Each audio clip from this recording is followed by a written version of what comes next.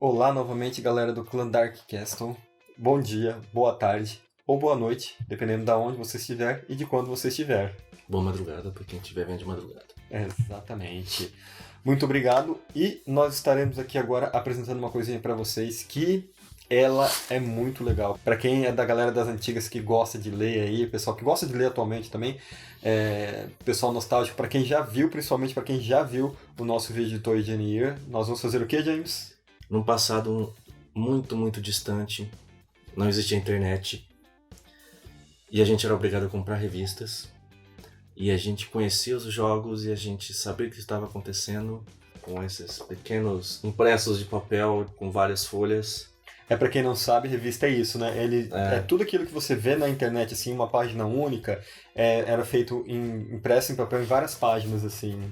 Enfim, a gente só tinha isso aqui para se guiar, a gente conhecia os jogos por isso daqui, ou via na locadora.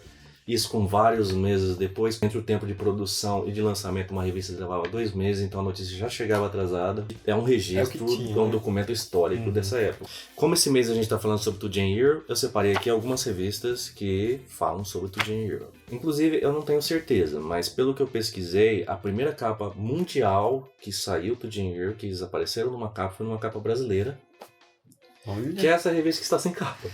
Mas o importante é que foi aqui. Nessa que tá sem capa, mas a gente vai colocar a capa na tela aí. Nessa época, os jogos também eram apresentados em feiras. Então a SES, que era a feira, mostrava vários eletrônicos, dentre eles os videogames. Lembrando que também nessa época não existia uma feira para videogames. Porque videogame era visto como brinquedo de criança. Não tinha o público que tem hoje, né? A quantidade de público que tem hoje. Então ele se enfiava no meio de uma feira de eletrônicos que tinha antigamente, que era conhecido. Não sei, não tem mais, né? A SES. Não tem. Não sei se que era a SES, que é a Consumer Electronic Show. Então, assim, a maior expectativa pra gente saber as coisas de videogame antigamente era assim, tipo, o que vai sair na SES? Então nessa feira era anunciado todos os jogos que iam sair ao longo do tempo. E para não perder o time, as revistas faziam reportagens desses jogos assim que possível, para já publicar a tempo do lançamento, para você ter algum material falando sobre aquilo.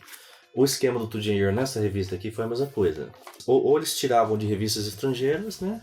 Ou, quando muito, a revista tinha condição de ir até a feira para tirar suas próprias impressões, né? Geralmente essas notas eram separadas em categorias, né? Como gráfico, som e desafio aqui. E era bem simples o esquema. Mas também, assim, era legal para ver as impressões da época, né? Por exemplo, a gente pega aí desafio. Hoje a gente tem jogos que são extremamente desafiadores, mas era pra época, porque, né? Assim, até a forma como a gente conhece os jogos antigos, né? Assim, a gente sabe qual jogo que é difícil, que não é difícil. Qualidade da música. Por exemplo, você pega um Streets of Rage, que é um jogo que é lembrado principalmente por causa da trilha sonora dele. Sim. A nota que os caras deram aqui, mais ou menos. Então, assim, é uma crítica que envelheceu mal, porque não é o que a história nos ensina, né, sobre o jogo. Eu acho legal porque é o único registro de lançamento no jogo do Brasil. Ele fala aqui que o jogo vai chegar ao Brasil em novembro. Apenas um mês depois do lançamento nos Estados Unidos, que estava programado para outubro de 91. Só que a gente não tem esse dado, mas ele só começa a aparecer em propagandas da Tectoy em mês de abril de 92. Então eu acho que essa data eles não conseguiram cumprir. Legal, então essa aqui é a primeira revista. Essa é a primeira revista. E a primeira capa do mundo. A primeira capa do mundo, pelo menos eu não encontrei nenhuma outra na pesquisa que eu fiz. E a próxima? A próxima é a Super Game. A Super Game é o seguinte, ela no começo ela era uma revista, ela era patrocinada pela Tectoy.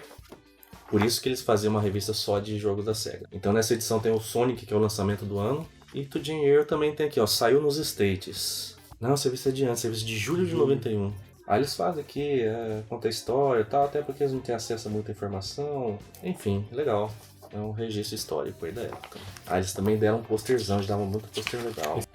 Mas é um posterzão maneiro. Tá, a Super Game número 7 de fevereiro de 1992...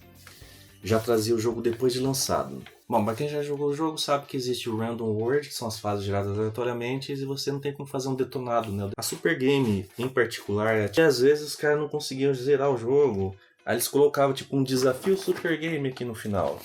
Então assim, ó, agora só faltam 3 fases, vamos ver quem é mais rápido. Mandem as coordenadas dos elevadores e pedaços das últimas 3 fases. as primeiras cartas serão publicadas na Super Game. Que assim, você pegar um jogo que é fase aleatória, tudo bem que tem a fase, o mundo fixo, né? E fazer só no mundo fixo. Quando que o jogo, o mundo aleatório é muito mais legal, é muito mais interessante do que o mundo fixo, né? É. E é legal isso aí também que os caras se viram, né? Tipo, ó, a gente não vai conseguir zerar, finalizar esse jogo esse mês, mas aí a galera finaliza e manda pra gente. Perde muito do jogo, né? Que a gente comentou muito no nosso vídeo, que é essa coisa muito aleatória do jogo, né? A videogame fez um detonado parecido. Dificuldade 7, gráficos 9, 10 para música e efeitos e uma classificação 9. Mas você vê assim, quando os caras pegam e jogam o jogo e jogam até o final, eles conseguem ter um conhecimento mais completo, né? Uhum. Sim. Outra coisa relacionada ao dinheiro que eu vi nessa revista agora aqui é que eles têm na seção final os maiores sucessos nos games. Qual que é o critério que eles usavam? Eu acredito que pode ser, às vezes, locadora, né? A locadora quais eram os mais alugados, ou... Nossa, isso aqui maravilhoso. Já tinha isso aí, cara. Brick Game. Mas ó, nessa época aí, o primeiro foi o Quackshot, segundo o primeiro Sonic, o Junior em terceiro, Streets of Rage, Rolling Thunder 2. Então, como provavelmente eram jogos daquela época que estavam bombando mesmo. O Quackshot era mais lançamento, foi lançado depois do Junior, se não me engano, novembro ou dezembro de 91, o Junior tinha saído em outubro, o Sonic tinha saído em julho. Então, sim, provavelmente é o que estava bombando nas locadoras na época, né? Que eu imagino que não seja uma lista da Tectoy isso aqui, até porque tem Nintendo, ó. Então eu acho que eles deviam ter algumas locadoras parceiras lá que passavam a listagem e falavam, os mais alugados foram esses, eles montavam uma listinha. Não tem nenhuma transparência aqui explicando o que é isso, cara, mas provavelmente era, né? Algum critério lá qualquer. Eu acho que deve ser mais a ver com locadora mesmo. Se alguém que trabalhou na Super Game na época souber, puder nos presenciar. Não, essa aqui é videogame. Essa é videogame, A quem trabalhou na videogame na época puder falar pra gente como é que eram os critérios, seria legal. Cara, temos uma surpresinha. A gente vai mostrar um negócio interessante, que é o seguinte.